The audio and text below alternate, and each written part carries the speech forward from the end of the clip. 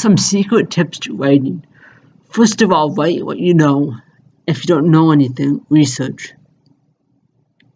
So I want my setting to be in heaven and New Zealand and Alabama, where my cousins live, my foster cousins.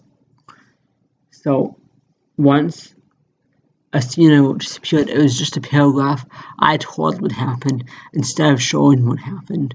And one of the big rules about writing is there's no rules. But if there was, it would be show, don't tell.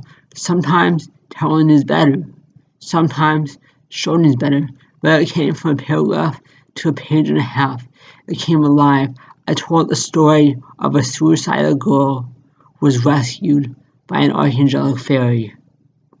She jumped off a canyon and was caught, and the fairy levitated her all the way down, and they hiked up to find her brother and talked. So I made that scene instead of telling it. I always go back to this scene, make sure it's still there, and then I add to it.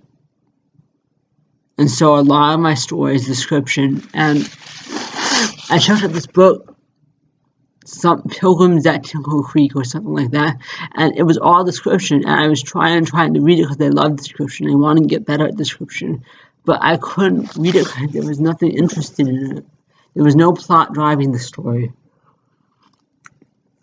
Plot comes hard for me, but you absolutely need to have a plot, something to capture the reader instantly in the beginning. I have an author's note, I have a prologue, and I have chapter 1.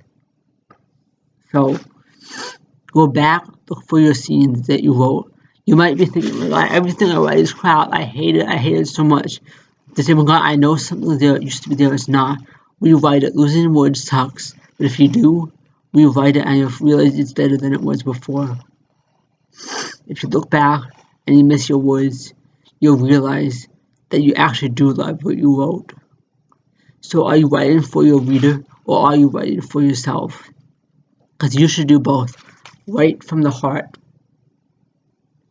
Write from your soul. Let it all pour out. Some people want to make diagrams in a notebook. Some people just let it come out. When they make diagrams, they know exactly what's going to happen and they know what they have to write. But that's just not how I write. This isn't the color of my hair. My hair is meant to be a lot darker. It really, really, really annoys me. Like, look. Yeah, that's not my hair color. It looks like it is, but I'm a fairy and my hair changes. But I'm a fairy and my hair changes all the time. And so, ignore grammar rules. Ignore all the rules and write. If you took writing classes in college or high school, ignore every single thing you learned and write from the heart. That's all the advice I can give you. Write from the heart. Try to write poetry, read novels, read stories, and write from the heart. Let it pour out. Practice writing poetry on blogs like Tumblr and Blogger. Write from the heart. Write from the soul. Let God possess your hand and write, and you'll become a prophet. Let your writing lead you towards God. That's it for now.